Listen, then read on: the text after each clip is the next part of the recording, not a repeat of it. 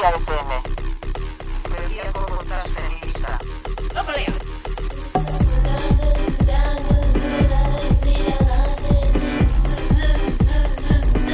Berria FM.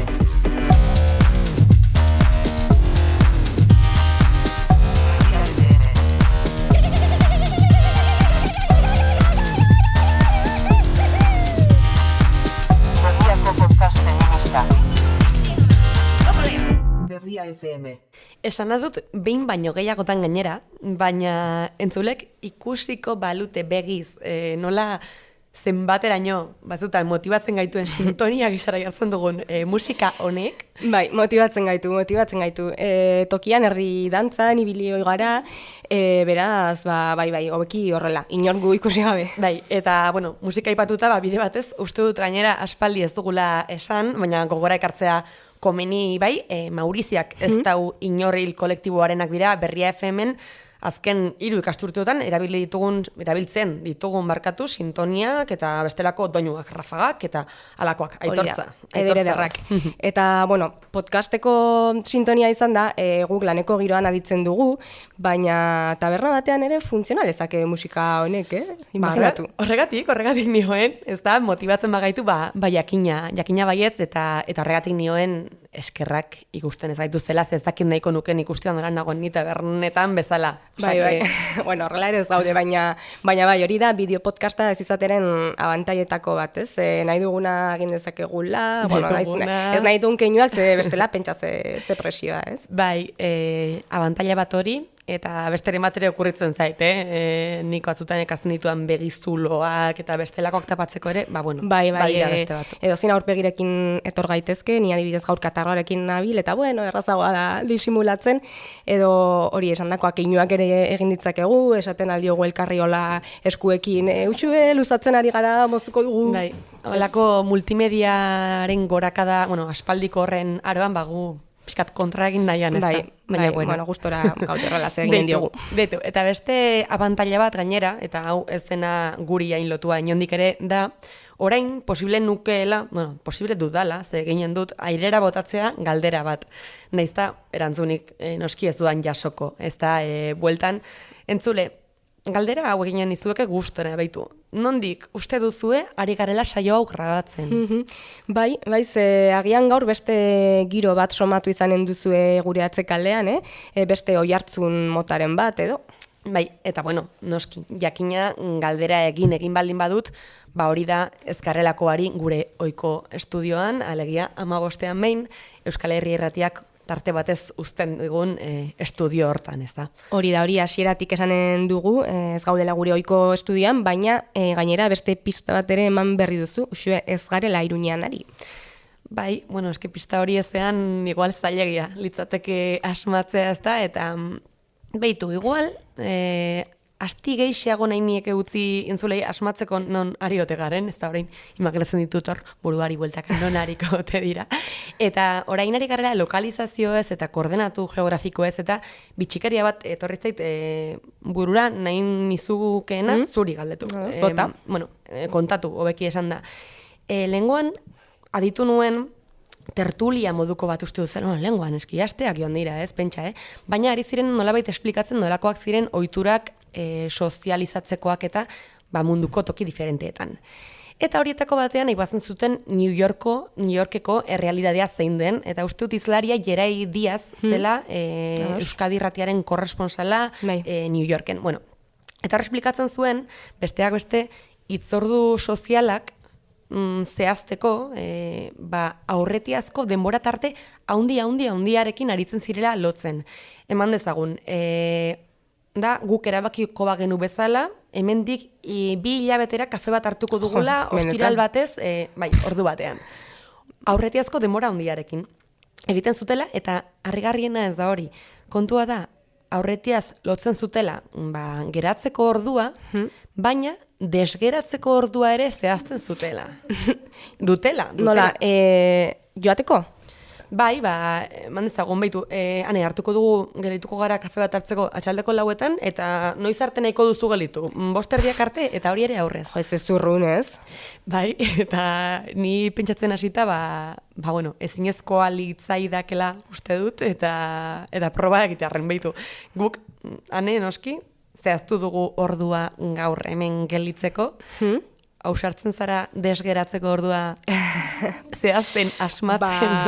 Egia esan ez, ze nik daukagun gonbidatua izanik nahiago nukalakorik izan, ez nuke muga azturrunik jarriko eta gaina ez nuke jakinen jartzen. Daukagun gonbidatua izan da, ez da, oraintxe, orkestuko dugu beraz, eginen dugu, aurrera. Bai, bueno, galdera bat eginatzen nien entzulei magika, erantzuna eman beharko diezu.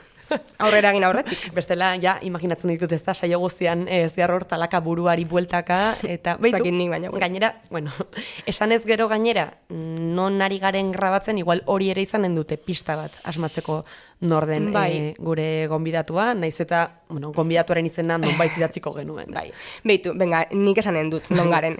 Donostian, non eta filosofia eta antropologia fakultatean. Eta importanteena, konpainia onean. Berria FM. Berriako podcasten gisa. Berria FM. Nik uste aski dela eta misterio gehiagorik ere ez dugula sortuko gaur, uste dut badugula garaia gauzak argitzen hastekoa, eta horregatik zuzenean ongi etorria, agurra eta eskerrak ere emanen dizkiogu gaurko gonbidatuari. Ongi etorri Berria FM-era, Mariluz Esteban. Ongi etorri. Kaixo, ze moduz. Oso bozik. Hemen gaudelako, esan dugunon, dagoeneko, ze fakultatetan, aspaldi etorri gabeak unibertsitate batera ni behintzat, eta pozik, hemen gaudelako. Bueno, ni bai. Hori da. Eta, bueno, entzulek oso ongi ezagutuko dute, zaituzte, baina inork aurkezpenik beharko balu, Mariluz Esteban pentsalaria da, unibertsitateko irakasle eta antropologoa, eta militante feminista. Bihotzez ongi etorri, Mariluz. Eskerrik asko. Honezkero gogoz ginen zurekin izateko, eta gainera non eta zure etxetako batean. Esan genezake nolabait? Hauxe fakultatea, jakina, bai, nire bigarren etxe edo hirugarrena, ez dakit baina. Bai, ordu asko pasatzen ditut nik hemen. Kide asko ditut oso hurbilak, lagunak direnak eta lagunak ez direnak oso kide onak, orduan bai pizka bat beste familia bat edo. Gu pozpozik hemen izateagatik zurekin.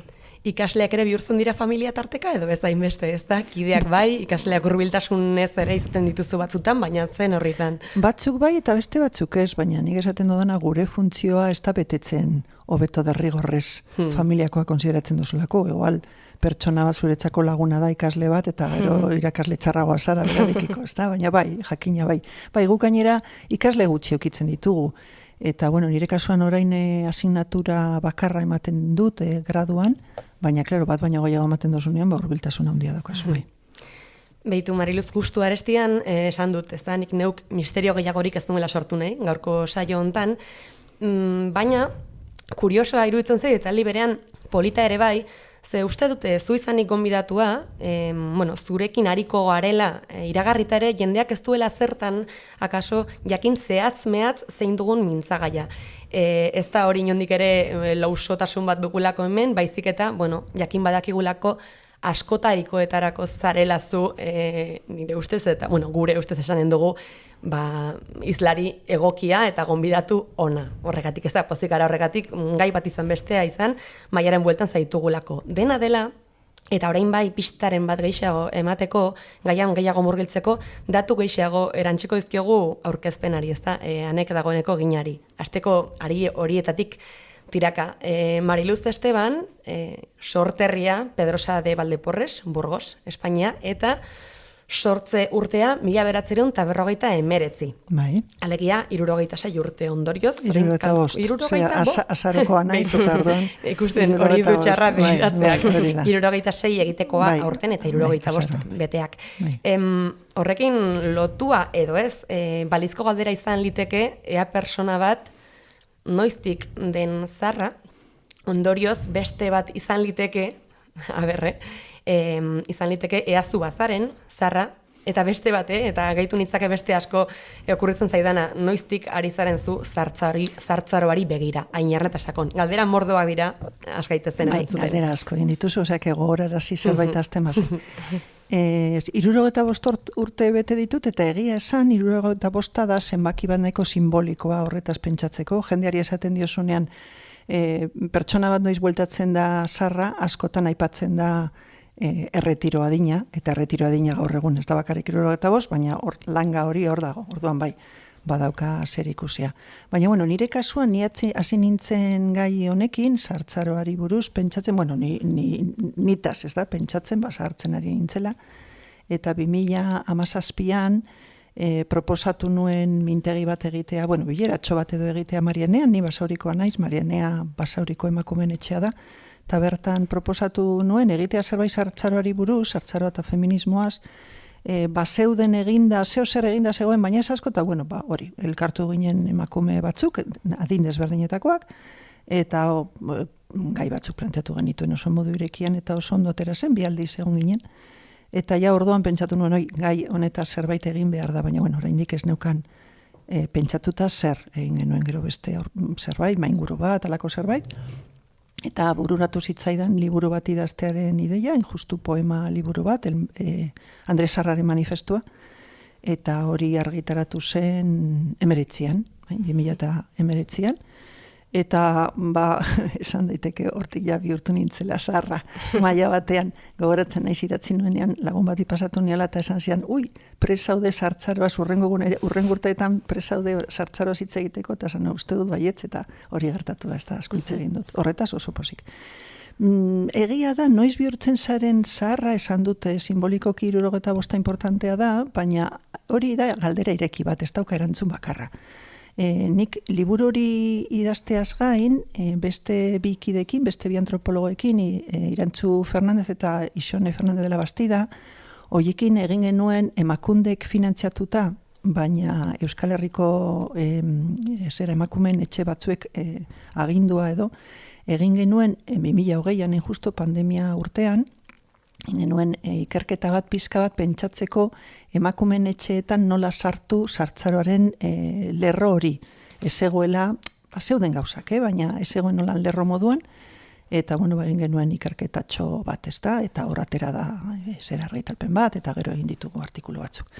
Eta bertan, egon ginen, etxe diferentetako 56 emakumekin uste dut, eta galdetzen genien zer da zarra izatea, eta hori dana, edo noiz bihurtzen zaren zarra. Eta egia zan, gauza diferenteak egon daitezke, baina egia da, gertzen direla biru gauza normalean. Bata da hori, 65 zenbaki hori, edo pentsioa, klaro, lanean egon bazara, kotizatu badozu, eta gero agertzen da, gorputzean igartzen diren aldaketa. Hori bai agertzen dela. Pues nekea, ja ez pizka bat traketxago, minak, ondosik zaudela, alako gauzak ateratzen dira, ezta? Baina askoz gehiago ez, osea, hori nik uste galdera ireki moduan planteatu behar dela. Beste gauza da gero, eta orain suposatzen dut, egingo dugula, zartzaroak ze suposatzen duen gizartean, eta hori dana, ezta? Eta gero pentsatzen dut beste faktore garrantzitsu bat izanen dela gizartea noiz hasten den zu zahar ikusten, ez? Eta hor duda bat piztu zait orain, Mariluz, edo kuriositate bat, seguruzuk argitzen halko didazuna, eta da gizon bat eta emakume bat adin beretik aurrera ote diren zahar gizartearen irudiko, beti ere ez, edo ez dakit binarismoaren disidente bat, ze pentsatzen dut aldeak egonen direla, hor. Ez dakite galdera inbeste hori den, bueno, galdera edo kontua inbeste den, edo zahar bihurtzen zarenean nola tratatzen zaituzten gizonezkoa, emakumezkoa edo ez-binarioa bazara, ez da? Karo, guk esaten duguna da, sartzaren inguruan adinkeria dago, adinkeria kategoria edo hitz hori, ez da, gerontofobiare erabili daiteke, baina galdera arraroagoa da, gizartean dago estigma, dago sartzen zarenean eskubideen urraketa bat, dago nolabait aspiraketa bat, osea, deneta argi dago. Karo, emakumeen kasuan, edo ez-binarioen kasuan bai, esango genuke, sexismoa eta adinkeria batera doaz, eta orduan eragina diferentea da. Eta orduan hor gertatu daiteke gizon zahar bat, edo edadeko bat ikusten dozula erakargarria, eta emakumeari buruz esaten dena ez da berdina, bueno, gorputz irudiari buruz hitz egiten badugu, orduan ez da berdina, gero pentsatu behar da, eta hori oso importantea da, gizonezkoak orokorrean pizka bat lehenago hiltzen direna, bizi itxaropena pizka bat laburragoa dutela, eta orduan askoz emakume zahar gehiago ditugu, alargunak, eta klaro, horrek sortzen ditu beste arazo sozial eta pertsonal batzuk. Zahar hitza ahoskatu dugu dagoeneko, behin baino gehiagotan, baina zahartzaroaz mintzo garenean, hitz hori ez da hizkuntzak, gure kasuan euskarak, ematen digun aukera bakarra, badira beste modu batzuk, adin buelta horretan dauden pertsonak izendatzeko, eta noski ikusten da alderik batzuek eta besteek egiten dituzten hautuei erreparatuta. Ze baditugu zahar, edadetu, adineko, adintxu, zuk zaharren alde egiten duzu, Mariluz, edo zen? Bai, nik egiten dut, nola esan pluraltasunaren alde, ez da derrigorrez erabili behar hitz bakarra. Orduan adineko, adintxu, adinduna erabiltzen bada, pues ondo ikusten dut. Ze gertatzen da hor, eta batzuk zergatik gauden errebindikatzen zahar edo gazteleraz vieja erabiltzea, hor gertatzen dena da, klaro, zuk esaten duzu pertsona bat gaztea da, eta ez da zer gertatzen. Esaten duzu pertsona zaharra dela, eta hor ja konotazio negatiboa dauka, ezta? Orduan gertatzen dena da, guk errebindikatzen dugu hitz hori esateko deskribapen hutsa da, pertsona zaharra da. Claro, hor herrietan esaten da, edo kalean esaten da, zaharrak trapuak dira. Hori xebera, behitu, hori nintzen ezin dudan batere mozune, baina hori nik aditu diot zientoka aldiz nire amatxiri, biziaren dik, 87 zarra aspaldi da zarra, eta berak ere ederki daki, baina berak ere, gaztelaniaz berak, viejos los trapos, esaldi horixe esan behar nizun, baina gainera, esatekoan nintzen Mariluz, zahar hitza erabiltzean, sentitzen dugun deserosotasun hori, ez ote den, ez dakitare eta handiagoa oraindik zarrez garen nongan, edo, esan nahi dut, berdin ikusten da gaztengan, eta ez, hori da, da zerbait soziala, orduan, claro, ni ja ohitu naiz eta niretzako normala da, baina egia da orain erabiltzen nengoen eta pentsatu honetaz hitz egin behar dugu, ez da jende askorentzat ez da normala, eta gurago dute, batzutan erabiltzen da pertsona helduak. Claro, heldua bai ezin dela erabiliz, heldua da 55 urteko pertsona bat heldua da, edo 50 eta ez da zaharra derrigorrez, orduan. Guk planteatzen dugunean, planteatzen dugu batetik deskribapen moduan, zaharra gara, edo zahartzen zara, eta hor dena den, parentesi bat egingo dut, desberdina da, eukitzea 80 urte, 60 edo 80 edo 100, esan nahi dut arte handia da, eta desberdina da, pertsona pobretua izatea, razializatua, esan nahi dut, interseksionalitatea ere kontuan hartu behar du, baina, deskribapen bada, zaharra gara, eta zaharratik ezin dugu hori erabili, esan nahi dut ezin badugu erabili hor da tabut badagoelako, eta orduan horri aurre behar zaio. Eta beste aldetik gaur egun oraindik ez dagoela normalizatuta, erabiltzen dugu zaharra edo vieja gazteleraz, egiteko keinu politiko bat. Zaharra gara eta zer gertatzen da. Halako keinu bat. Keinu hori egiten da mugimendu sozialetan, askotan egin izan da adibidez, egiten da gaur egun boiera hitzarekin, lesbiana erabili beharrean boiera sujeto politiko moduan, boiera naiz edo boiera, eta erabiltzen da bebai queer hitzarekin, erabiltzen da marika hitzarekin, erabiltzen da baltza, batzuk esaten dute somos negros, osea, dinot, dira hitz batzuek konnotatzen direla politikoki, eta orduan hartzen dute pizkat como bandera edo ikur moduan. Nolabait buelta emateko eta berrapropiatzeko edo bere egiteko berriz. Hori da, baina gero nik ez daukat inolako problemarik adineko pertsonak edo adineko emakumeak edo, osea, zeratik ez. Eta badago bat ez duguna aipatu, eta ez zoriz, baizik eta besteek ez duten konnotazio bat izan baduelako hitz bat, eta da atxo. Horrek ere kutsu negatiboa izan ohi du, edo kutsu negatiboarekin erabili ohi da, eta gainera generoa markatua du. Ez dakit. Bai, baina ni Bizkaikoa naiz, eta orduan ez dugu erabiltzen gainera Bilbao handian, ez ditugu halako ez da terminologia finak, baina adibidez nik badakit usteot Azpeitian edo badago zera zonalde bat Gipuzkoan non atxoa ez da batere negatiboa. eta atxoak, guazen atxoak, eta da pizkat kariño osoa eta dana izan daiteke. Orduan hori ere nik uste dut euskaraz aldarrikatu daiteke, ez bakarrik zahar, bai atxoa. Bueno, izan ditut horri buruzko eztabaidak, eztabaidak elkarrezketak, atxo erabili edo ez, haibez, nire aitak ere esan du tradizioa badagoela halako konotazio gutxispenekorik gabekoa, ez, badela, baina, konsulta egin dute esan dugu prestatzen ari ginela, eta euskaltzaindiaren hiztegiak, hau da definizioa, ez da, atxo, izena, emakume zarra, definizioz, baina parentesi artean lehenbiziko saliditik beretik jartzen du hitz markatua dela, gutxispen balioa duela eskuarki, eta ezin daitekela erabili adinekoren sinonimo oso bat balitzu bezala.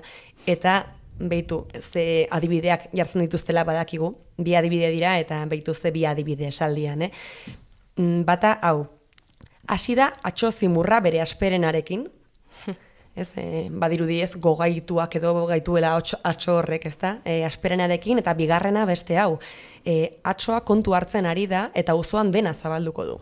Ez, atxo salatari bat, dirudien ez. Adibideak, Adibideak badira, behintzat. Hor gutxespen argi ikusten da, baina badin otzut, batzutan erabili daiteke. Gero egon zan EITB-en, aspaldi egon zan programa bat ditzen zana gure atxoak. Guazemanken barreneko esketxa zen hasieran, bai, eta gero saio bat egin zuten. Eta horrek ere, zeukan ikuste otelako konotazio negatiborik esango nuke. Eta zu gainera, Mariluz, atxotasunaren aldarri poetikoa ere egindakoa zara, hain zuzen ere, batipat dagoeneko aipatu duzun Andres Zaharraren manifestua poesia liburua eman zenuenetik, besteak beste honako hau esan zenuen aurkezpenean, apuntatuta ekarri dugu, gustatu zitzaigulako, esan zenuen. Atxotasuna aldarrika dezagun, neskazaharraren historia berreskuratu eta berrirakurri egin behar dela uste dut. Jarrera politiko bat ere bada hori. Beraz, politikoa eta poetikoa da halako terminoak geure ganatzea eta aldarrikatzea. Bai, eta gainera nik proposatu nuen Andre Sarra dana jarraian, ez Andre Sarra, hain justo sortzeko, pizka bate, bai, gonbidapen bat egiteko, bestera batera pentsatzeko Andre Sarr, ez da? Neska zar hartuta, baina ez derrigorrez eskondu ez diren pertsona zarrak, emakume zarrak, baizik eta Andre Sarr, ez da? Eta, bai, pizka bat, hori adierazteko bai, gaur egun zahartzen ari garela modu diferentean, ez da?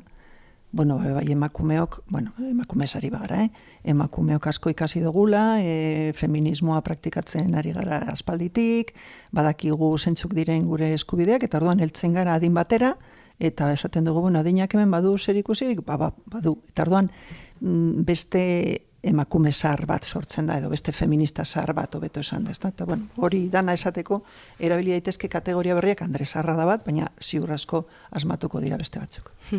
Bitu kategoria berriak eta hitz termino berriak sortzeari buruz edo, sortu ez, baina aitortuko dizut zuk deskubrituta ezagutu nuela nik beste hitz bat, Mariluz, kasu honetan neskazar esateko beste manera bat delakoan nago, eta zehatzago, zuk bakarrik ez, doinu batzuk ere lagundu didate ezagutzen hitz hori beraz, beitu, joanen gara ditzen pixkanaka.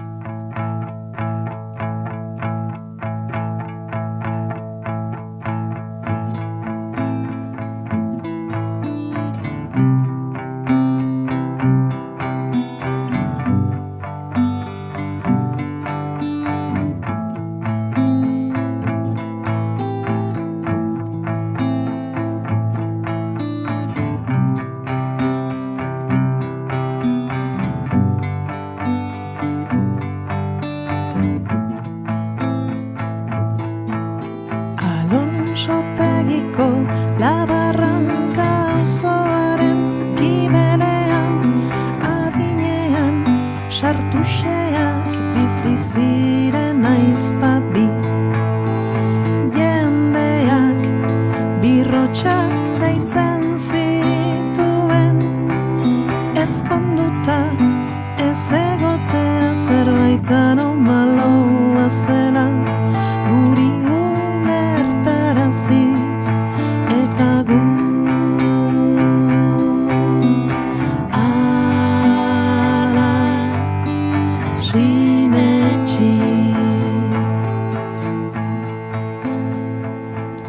Ezkerra, Izargi Zumarraga, Alazne Untxalo, Guaina Pezetxe, Eneriz Mitxelenak osatutako boskotearen, alegia Madame Birrotx taldearen Birrotxak. Kantua, hitzak, zureak, Mariluz, eta hortxe hitza ez da, Birrotxa. Bai, birrotxa da hitz bat erabiltzen dana gaztelaniaz eta euskeraz be bai. Nik ikasi nuen, klau, nire etxean erabiltzen salako, nire etxean, hori Alonsotegiko da, Bizkaiko herri bat, ezta? Bilbo alboan dagoena, eta orduan nik egia esan pentsatzen nuen birrotxa hitza ezaguna zela Euskal Herri osoan, gero segidan konturatu nintzen ezetz, baina euskaraz ere erabiltzen da, Bizkaialdean eta esango nuke beste puntu batzutan ere Euskal Herrian, da neskazarra esateko, bai. Eta egia da poema hori da liburuaren lehena, eta nik aspaldi neukan gogoa horretaz hitz egiteko, feminismoaz pentsatzen nuenen esaten nuen aizu, hau birrotzena nola, genuen gukain beste beldur, eta pizka bat beti gelditu zitzaidan anekdota hori, eta horregatik idatzi nuen hori bai. Anomaloa zela sintxi, ez da, horiek aipatzen ditu. Eta gu beldurra sentitzen genuen, euren etxera joaten ginenean, bi emakume, lanean zeudenak, bai, terrible. Eta orduan, iruditzen zait historia hori berreskuratu behar dela, eta ez bakarrik berreskuratzeko, eta estigma kentzeko eta aitortzeko, baizik eta pentsatzeko modu diferenteak daudela elkar bizitzeko eta harremantzeko, eta gaur egun ere baditugula modu diferenteak, gaur egun, batzutan esaten du, batzutan igual, emakume asko gaur egun dira birrotzen bertsio aurkoak. Orduan ez badugu pizka bat garbitzen historia hori, nola egingo diogu aurre gaur egun familiari eta harremanei eman behar digun, astinduari. Orain kantu ederra batekin gainera zabaltzen ari da historio hau.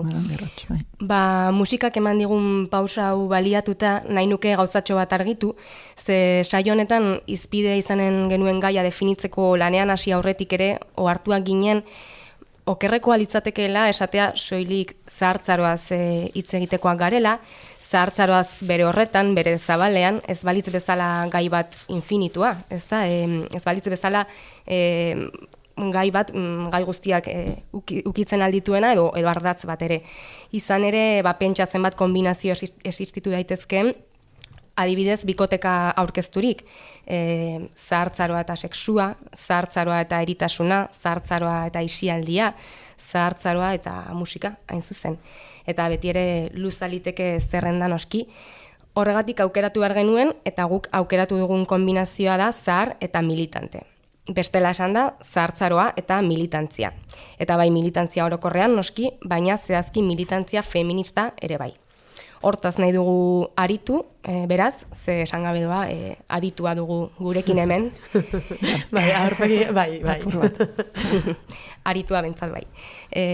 Beraz, Mariluz, zahartzaroa eta militantzia askorentzat eskutik helduta doazen arren, imaginatzen dugu askok edo batzuek behintzat zaharrak eta zehazki emakume zaharrak subjektu politiko aktiboak direlako edo izan daitezkelako ideia alboratu egiten dutela edo arrotza zaiela behintzat. Zuk adibidez horren aldarri egin behar izan duzu noizbait? Nik egin dut, baina eski egiteke dago hori. Esan nahi dut, azten dagoen militantzia mota badago ja, esan nahi dut talde batzuk ja badaude, berez euren buruan feminista zahar moduan aurkezten dutenak euren buruan, adibide bada honeka adibidez, pentsionisten artean dagoen emakumeen taldea, eta gero gaur egun adibidez, bai Bizkaian Ondarrun dagoen talde bat boga eurak gaur egun feminista zahar moduan aurkezten dute euren burua, eta Basaurin ere, azkenengo urtetan 22an sortu zen talde bat, eta euren izena gainera da feminista zaharrak, feministas viejas. Deitu izaren apropiazioa zari ginen, ez da? Eta propio hori feminismoa eta zahartzaroa batzen dutenak. Hori, nolabait esateko, berari asko militantzia zaharra. Baina gero, klaro, Euskal Herrian gaur egun gazte asko daude feminismoan, baina zahar edo zahartzen ari garen asko ere, bagaude, orduan, fakto badabe bai, militante asko ja zaharra garela, edo eta edade desberdinetakoak, ez da? Orduan, bai, nik uste dute oraindik ez dela guztiz ikusten, Eta hor daude, batetik esan behar da, feminismoan ere eragina daukala estigma hori, adinkeria horrek badauka, eragina dauka, nolabait ez dugu aitortu gura sarra garela, eta hori bada fakto bat, ez da, azken batetan gizarte honetako partaidea gara, eta horrek ere eragina dauka gugan, eta orduan ez da ikusten argizetako. Osea, zertarako momentu batean non gainera konpromiso politikoa, en fin, ez dago oso ondo, feminismoa bai, baina konpromiso politiko egunerokoa esain beste, orduan batzuk nik uste pentsatzen dutela, azten bagara talde txikiak egiten eta orain adinari da oskionak, gazteak bai, baina sarrak, elementu asko daude hor eta oraindik nik uste dut, azten dagoen gauza bat, baina hasiko da, seguru nago sortuko direla talde gehiago, edo horretan militatzeko modu gehiago, ez dakit izango diren bakarrik taldeak sortuko dira gaiak bai, adibidez, heriotzaren gaia, edo violentziari buruz hitz egiten ari gara asko, eta ja sortu dira pizkanaka ikerketa batzuk zentratuta, ez da, emakume zaharrengan, orduan sortuko dira gaiak, sortuko dira kezkak, eztabaidak, eta militantziak bai. Ze diozun bezala da mugimendu bat, gure irudipena da bintzat mugimendu bat dela, zeinan adinaniztasun handia dagoen. Ez dakit beste mugimendu batzuetan, baino nabarmenagoa den mugimendu feministan hori. Esango nuke baietz. Gure gizartean orokorrean adinartekotasuna ez dago oso presente familian ez bada, normalean nahiko aparte mantentzen gara, ez da, adinaren arabera, eta beste elementu batzuen arabera, orduan egia da feminismoan nahiko hurbil gaudela, eta hurbil eta batzutan lanean elkarrekin. Hori oso interesgarria da, gainera guk adibidez hori jendeari galdetu diogunean, guztiek ikusten dute positibo hori, Ni gainera, esateko nintzen, ez soilik, adibidez, feminista zarrak esan duzu zela, ez? Izen hori, esan nahi dut, ez soilik propio, persona zarrek osadutako talde horietan, baizik eta, ni auzoan, Iruñeko Txantrea auzokoan ez, eta deitu dugunean, bilera batera antolatzeko, berdin zait, martxoaren 8 antolatzeko, edo jantoki solidarioa, berdin zait. Baina, mugimendu feministarekin loturiko edozein deialdi egin, eta orduan, asko dira gertzen direnak adimatetik gorakoak. Bereziki aktibo nik bai sumatzen dudala nire inguruan feminismoaz ari bagara persona horiek badaudela. Irudipena ez bakarrik zarrek osatutako talde horietan baizik eta oro oso aktibo. Gizabanako moduan, ez da? Egia da, gero ikusi behar da, adibidez guk hori ikerketa hori egin genuenen, begiratu genuen pizka bat adina emakumen etxeetan, ez da? Partaiden adina. Eta adibidez, leku batzutan, goratzen dut Donostin adibidez, eta beste leku batzutan ikusten zen, 65 urtetik aurrera, pizkat jaisten zela parte hartze kopurua. Horire muga beraz. Bai, orduan, nik uste hor daudela, ez da, emakumeak bai adinekoak, baina hori ere begiratu behar da. Edo zein kasutan ez badaude hor, egongo dira kalean, egongo dira ibiltzen, esan nahi dut adineko emakumeak edo non daude batzutan nahiko ikusezin. Esan nahi dut badaude, baina ez ditugu ikusten, hori ere gertatzen da, ez da? Hori ere bai. Eta, adinaniztasunak aberastasuna dakar noski, baina suposatzen dute askotan hori kudeatzeak zailtasun batzuk ere ekarriko dituela, lehen adinkeria aipatu duzu, ez dakit, zure ustez nola esanen zenuke begiratzen zaiola militante feminista zarrari mugimenduan bertan eta nola kudeatzen dira halako ezberdintasunak barruan? Orokorrean esango nuke ondo begiratzen zaiola gaiari eta harremana, ni nagoen lekuetan behintzat, harremana ona dela eta entzuten diogula elkarri, egia da, klaro, zaharra bazara baduzu memoria bat, eta orduan batzutan eztabaida bat planteatzen denean, guk egiten genuen ez dakit nola, eta batzutan gazteek eskertzen dute, edo batzutan igual batallita moduan da eta gehiagi da, egon daitezke alako gauza, baina orokorrean esango nuke ondo harremantzen garen, adibidez gu Basaurin Marienean, badugu Marienea elkartea, eta hor dago taldera gile bat, eta elkartzen gara, ez dakit 12 lagun, eta denetarik dago, eta, nik izango nuke harremana. Gero egia da gazteek badutela euren taldea, normala da, ez da hori, baina esango nuke nahiko, esaten nuenen adinkeria, izan daiteke, emakume zarren kontrako, feminista zarren kontrako, baina gehiago esango nuke norberaren identidadeaz pentsatzeko. Osea, ez izatea kapaz izateko behitu nik ja 65 urte ditut, eta ja zaharra naiz, eta agian, posizio horretatik feminismoa ere, ez dakite berritu, ez da hitza, baina gaitu ditzaket gai batzuk lehen ezeudenak eta orain interesatzen zaizkidanak. Zen nire ustez, zahartzaroak feminismoan ekarriko duela edo ekartzen duena da batetik esperientzia bat, noski, esperientzia eskarmentu politikoa bebai, militatzeko modu bat, askotan da jendea, eskarmentu handia daukana. Baina da bebai, zaharrazaren posizio horretatik ikusten duzula mundua eta ikusten dituzu feminismoak planteatzen dituen gaiak bestera batera. Orduan, anizten duzu nola baita, ez da nizko izten duzu gehiago feminismoa, hori da, ez da gehiago, baina ez da gutxago ere. Eta zentzu horretan, esanen zenuke oroar feminismoak behar beste hartzen duela kontuan zahartzaroa bere agendan, eta aldarkapen... Ez, oraindik ez, baina bagoaz, oraindik ez, argi dago ezetz, baina nik uste hori etorriko dela. Berez ez da etortzen ezer. Berez, ez da utzi bezala, korronteari normal ez da utzi behar. Bultzatu beharko dugu pizka bat, eta horra gaude batzuk pizka bat, ez da zirikatzen. Baina nik uste etorriko dela, bai. Eta kurioso da, baina nik adibidez planteatu dudanean, aurkeztu dudanean nire liburu adibidez, nire poemarioa, nire harridurarako, zeni hori ez neukan pentsatuta, egon direnean adibidez irakurketa klubetan eta taldeetan eta hori askotan gaztek eskertu dute horretaz hitz egitea. Zein justo esaten zuten, klara, guk daukagu zahartzaroa, pizka bat, zerbait beltza, ez da, etorkizuna da, baina gainera pizka bat beltza. Eta orduan horretaz hitz egitea ere eskertu dute, orduan niretzako adibidez hori oso posgarria izan zen.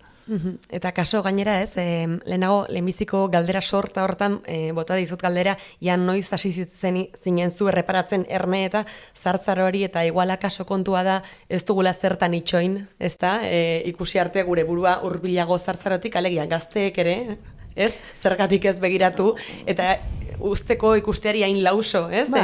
Hor planteatu daitezke galdera asko, zer da zuretza zahartzaroa, baina nola imaginatzen duzu, hori eta hori dana. Dena den lehen esan dudana nik asko itzain izan dudala, ez da, zahartzaroa azkenengo denboran eta jarraituko dut, espero dut, baina egia da, horrek ez du esan gura norberak ni neuk adibidez ez ditudanik kontraesanak, kontuz. Claro, gizarte batean non zahartzea den negatiboa orokorrean ez da gondo ikusita, gainera alde batera botatzen zaituzte, hori dana, naiz eta adibidez nire kasuan irakasle izan, eta badaukat leku bat gizartean, baina ala ere horrek eragina dauka, eta nik ere baditu nire kontraesanak, eta adibidez hitzaldiak emoten ditudanean batzutan umoretik ere, baina planteatzen ditut igualarik, eta batzuk zer egin behar dugu egunero adibidez gure gorputzaren aldaketak onartzeko, ez da, ze hori da, ez da bakarrik nekea eta ez dakiz, eta bai gorputza, sartzen ari da, eta simurrak eta gauza asko, ez bakarrik simurrak, ez da. Orduan hori onartzea ez da erreza. Orduan hori da ariketa bat kolektiboki ere egin daitekena, norberak baina kolektiboki, eta hor badago asko egiteko nire ustez. Aipatu duzu 75 urteen langa zenbait kontutarako, baina azkenekoa aipatu duzuna izan da esateko 75 urtetik aurrera dagoeneko zona edo esparru batzuetan ez dela ikusten hainbeste feminista zar hain aktibo, ez? Eta arrazoiak askotarikoak izanen dira atzean. Eta justo egia da, ez nuke gehiegi desbideratu nahi, eta igual diferenteak dira. Nire ustez zaude hemen, bi gauza batetik, nola begiratzen zaion adineko militante horri, ez? Nola begiratzen zaion, eta bestetik, zenbat adineko feminista militantek duten aukera militatzeko modu egingarri batean, ez aukera ematen zaien, esan nahi dut. Okurritzen baizait, beste gauza askotarako bezala, militantzia feministan aktiboki aritu nahi duen personak nekez izanen duela horretarako energia edo aukera berez oinarrezko premiak asetuta egonezean, ez? Eta adibideak jartzearren mugikortasun adinarekin, mugikortasun arazoak garatu dituen emakume edadetu bati, kasi ezinezkoa ginen zaio auzoko batzar hartara ailegatzea, ezin baditu jaitsi bere etxearen eta kaleren arteko 40 eskailera horiek. Edo beste bat, adibide bat, akaso zaintzaren gaiari lotuagoa edo. Akaso emakume bat ezinen da joan nahi bezain lasai manifestaziora, baldin eta derrigor zaindu behar baldin baditu bere hilobak, ezta? Ez dakito sartzen den ere, aldarrikapen bat, ez, militantziarako eskubidean noski, eta eskubide hori izateko baldintzak, ez, gauza? Ez bakarrik hori, nik esango nuke hain justu hori gertatzen delako, nolait, hausitan jartzen duzu ze gizartetan eta ze sistematan bizi garen, non dana da askartasuna, dana da heldu, egin, produktiboa izan, ahalik eta gauza gehien, eta orduan hain justu zahartzarotik nik uste dut hori dana, baina hor kontu ze batzutan esaten da, klaro, zaharra gaixoak ezin dutela, bankuko ez dakiz ere ez dute kontrolatzen, alrebez da begiratzea zaharrei, edo adinekoi gertatzen zaien, eta orduan ikusiko duzu oso ondo, zentzu diren gure problema batzuk, behintzat gure gizartean, ezta? Orduan, alrebez, aitortza bat, eurak seinalatzen digutelako oso ondo non ditugun gure problemak. Eta orduan, feminismoan emakume batek beste ritmo bat eraman behar du, bueno, eski igual planteatu behar da, orduan zer ritmo dakoago, ez dakit, dinot, kontrako zera, buelta emango niokenik horri. Eta ala eta guztiz ere, traba eta zailtasun militantzia ereduak aldatzen ari diren honetan, eta mobilizazioa eta engaiamendua konplexuagoak edo behintzat beste erabatera direnean ere, ukaezina da adineko pertsonek orokorrean mobilizatzeko eta antolatzeko gaitasun handia erakusten dutela, erakusten ari direla azken urteetan, aintzat hartzeko modukoa, eta hor asko dira emakumeak ere, baina ez dakit mugimendu sozial eta politikoetan behar beste balio ematen zaion indar eta almen horri guztiari. Ze impresio ematen dizu zuri? Bueno, pentsatu nahi dut adineko pertsona horiek militanteak badira, zerbait ikasi dutela. Eta eukiko dituztela arazoak nola ez, esan nahi dut hor, seguru nago, talde batean, talde misto batean, beti egongo da gizonek daukien, ez da, joera hori de hitz egiteko, eta alako gauzak gertatuko direla, nola ez, baina agian gazteek ez dituzten nolabait mekanismoak edo ezagutzak eukingo dituzte, orduan, ez dakinik arazo gehiago egongo diren, talde misto batean adibidez, adibide hori hartzeko, ez da, ez dakit, ez nuke esango, adinekoen artean arazoa handiagoa dela. Hain justo, hori eskarmentu badagoelako emakumen artean, eta gizonek ere, bueno, ikasi behar izan dituzte, ez da, gauzak, emakume feministak egon direlako hor xaxatzen, ez da. Eta nahi nuen ere, mugimenduetan bertan, partaide gazteagoen gandik, egoten den aitortza bat, edo balioan jartzen den ahalmen hori guztia. Adineko jendeak, adineko militanteek erakusten duten indar eta ahalmen hori guztia. Bitu, azkenengo urtetan gertatu da Euskal Herrian, adibidez pentsionistak batu direla gazteen mugimenduekin, eta, bueno, Karta Social de los Derechos, eta lako ekintzetan edo ekimenetan batera joan dira, eta esango nuke orokorrean nahiko ona izan dela elkarketa hori, ez dakit, iruditzen zait, ez dut esaten perfektoa izango dena, ez dut idealizatu gura, baina, bueno, horre eman dira, hain justo adinar artekotasuna, lehen esaten genuena, hor gizarte mugimendu diferenten artean ere gertatu dira, ez da, eta orduan, bueno, ez dakit, esango nuke bebai, kritikatzeko gauza asko daude, baina batzutan nire asmoa da bebai, berreskuratu ditzagun ondo egiten diren gauzak, ze hortik ikasi behar dugu bebai, ez da, ikasteko esan nahi dut, orduan, bueno, pues hori ere nik azpimarratuko nuke, ez da. Eta gero, klaro, pentsatu behar da, dibidez, pentsionistak hartzen baditugu, ezke hor dauden militanteak dira, eskarmentu handiko militanteak, egon direnak leku diferentetan, esan nahi dut, zaila da euren kontra egitea, bi buelta ematen dizkizutelako, esan nahi dut. Orduan, badakite zertaz ari diren neurri batean, ez da hori da kontua. Badakite, eta orduan, bueno, nik uste dut, bueno, emango dira arazoak, baina orokorrean ondo funtzionatu duela harreman horrek bai. Beraz, badago hartu eman bat, zure irudiko, eta orain hartu emanean pentsatzen, etorri zait burura zuk kontatzen duzun anekdota bat, hain zuzen ere, belaunaldi ezberdinen arteko elkarrizketari buruz. Ze zuri irakurri genizun, zerbait nahiko esanguratxoa, eta zera da, Basaurin momentu batean ohartu zinetela feminista gazteak liluratuta zeudela Argentinako abortuaren aldeko borrokarekin, eta kontatu zenietela Basaurin gertatu zena, eta egin zenutena, ohartu zinetelako haiek ez dutela beren herrian gertatutakoa ezagutzen. Horrek beraz, transmisioan nolabaiteko etena dagoela erakusten du, ze kanpora begira gaude, baina batzuetan barrukoa ere ez dugu ezagutzen. Claro, kanpora begira momentu berean, esan nahi dut orain aldian, ez da? Bai, hori gertatzen da, eta nik askotan esaten dut orain nire lanaren partetxo bada, bai unibertsitatean eta bai feminismoan, esatea behitu, ez dakite, 70. urtean egiten genituen ez dakit zer, osea, gogora ekartzea, ez batzutan, hori, gogora ekartzea zen beste bat agita, eske batzutan aipatzen ari diren gauzak egin ditu bestera batera.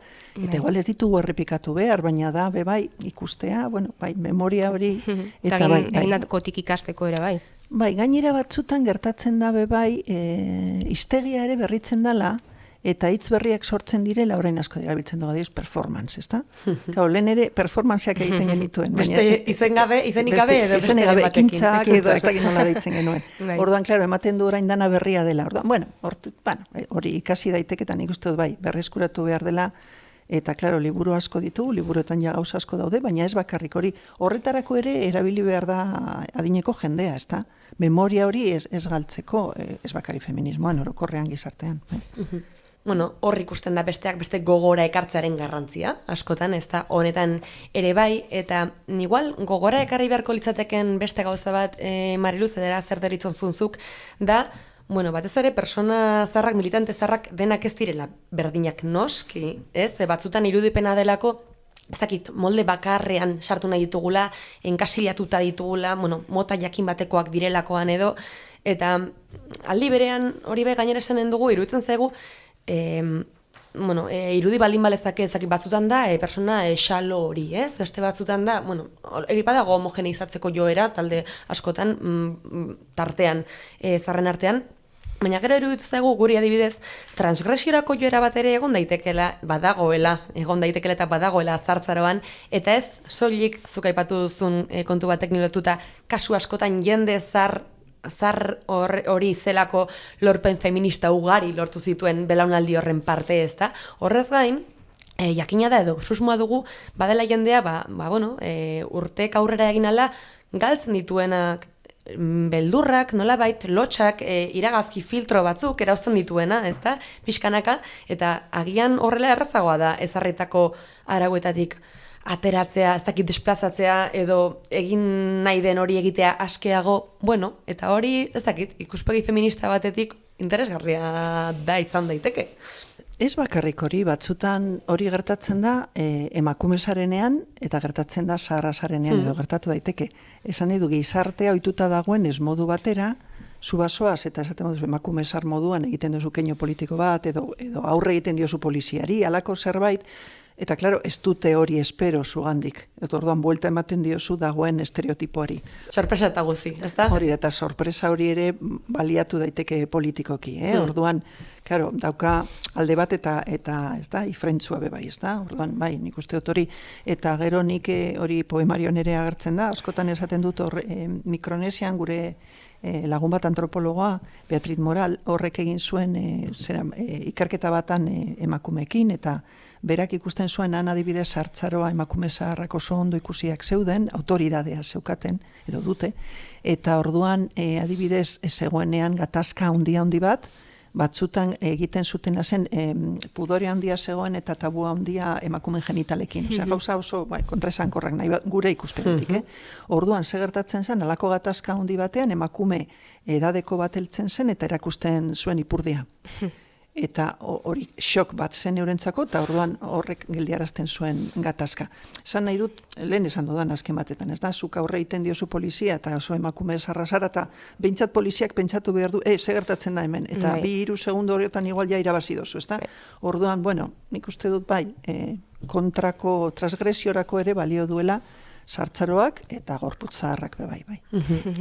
Bitu, transgresioa eta ez dakit nola nahi nukeen egin lotura hau, baina transgresioa aipatu persona zarrek duten almen hori transgresiorako noski, ez dakit, atxoek ere orduan ez, aipatu ditugu hasieran atxoek ere transgresiorako duten almen hori, eta atxo hitza etorri zaite berrizururan ez badakizu, zergatik, eta sarritan aipatu duzu gainera zure poema, liburua, hor nonbait aurkitu dugu zerbait oso ona ekartzeko moduko ez da, ne? Bai, atxotasunaren aldarri egiten ari garen honetan, saioa izten hasteko olerki bat entzunen dugu, ezagutzen duzun olerki bat gainera, jarraian Idurrezki Isabelen atxo.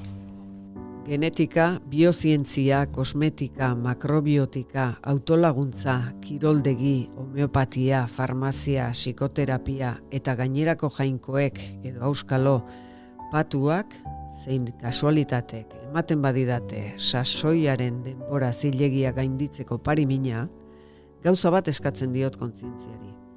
Egin dezala sentimenduaren kontra. Eta bihur dezala bakea bermatzera bezatutako mingaina, zentzu komunaren eta probetxuaren aurkako mizto. Bihur ditzala maitasuna horetzera ohitutako atzamarrak, liskarra pizteko zartailu, besteak zaintzen ezitako eskuak, neure burua babesteko ezkutu. Eta ez diezadala laga, adats zuri urdindu dotore eta bildura makurtzen. Aitzitik, adoretu nazala platino deigarrienera, barbiturikoen aurretik bizitza urrupatu duen Marilyn maiztura, ilea, utopiazko distiren gogo, Espainetako gorria, bizi marken odolbildu. Eman diezadala ausardia, mamia milduak okela irmoko neskatuek bezala kulunkatzeko, gaztetasuna sikatuala, alua inoizko uholde handienetan laituko didaten desioak fabrikatzeko. Eta batipat, eragotzi diezadala amama, amona, amatxi izatea, goxo, oparo eta batez ere neurritsu. Hain justu, ahapeka eta ikara zerregutzen diot, egin nezala atxo, grina itxura gabeagatik itxusi, zentzuzko begientzat zatar, egokitasunak jantzitako begiradentzat zantar, egin nazala atxo, antzu, sabel lehor, mendetako morrontzarik beste behin erditzeko ez gauza. Ederra eta oso ona. Bai, eta, esan dugu, bai, Idurre Eskizabelenak dira hitzok, irakurri ordea, Garribine Ubeda Berriako lankideak egin du, eta, hemendik eskerrak. Eta bai, zuk aukeratu zenuen poema hau, Mariluz? Bai, liburuari zera, hasiera emateko edo, hartu nituen biru gauza, ezta? Gauzen bat, bestea Virginia Woolfen Dalloway Andrea, esaldi bat. Eta gero... Eta Ana Freixas. Hori da, Ana Freixas. Bai. Kompainia Ederra, liburua bilatzeko. Bai. Ana Freixas, klaro, idatzi zuen, argitratu zuen Jo Vieja liburua eta horrekin eginda, bazen ja ezaguna, paseatu du liburua leku askotatik, hemen ere egon zan, basaurin ere. Eko erreferente gaiaren inguruan. Bai. Gerontologia feminista egia da, gerontologia feminista aspaldi dago ja, eta garatzen ari da. Hain justu, ikerketan badago zerbait, ez dagoena hainbeste da militantzian eta feminismoan orokorrean, baina gerontologia feminista bada espezialitate bat oso nahiko indartsua. Bai. Hiru bidaide hoiekin abiatu zenuen Andres Zaharraren manifestua, Pamielak argitaratua bide batez, eta liburua irakurri ez duenak irakur dezala, hori ere esanen dugu. Eta egia esan da, ekarri dugu noski poema, liburua irekitzen zuen hori, oso ederra iruditu zaigulako guri ere bai, eta jarri berrezen ditugulako mugaren bat, podcast hontan, ez da luzatu, etengabe ez da beti ereko, penaz baina, eta gaurkoa, beraz, honekin itxi beharko dugu. Mariluz, placer haundia izan da, zu hemen izatea gurekin, Mariluz Esteban, eskerrik asko, eta zuere gustora egon zarela, espero noski. Bai, oso gustora, eta zuei eskerrak, eta plazera izan da niretzat. Bai. Mi esker, Mariluz, zure etxeko ateak zabaltzeagatik, plazera izan da bai. Universidade guztion etxea izan berko zara. Maia batean guztion etxea, bai.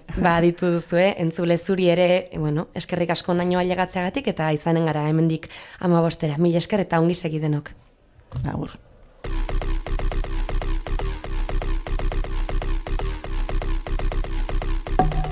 FM.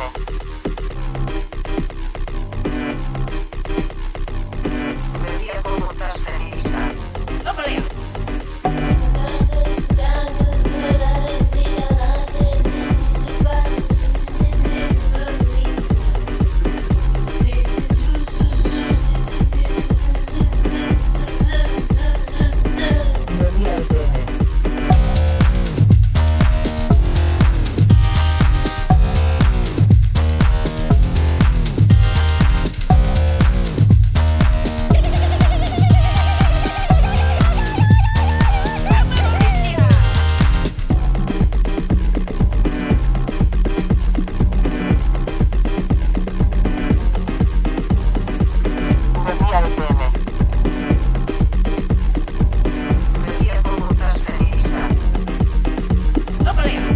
Berria FM.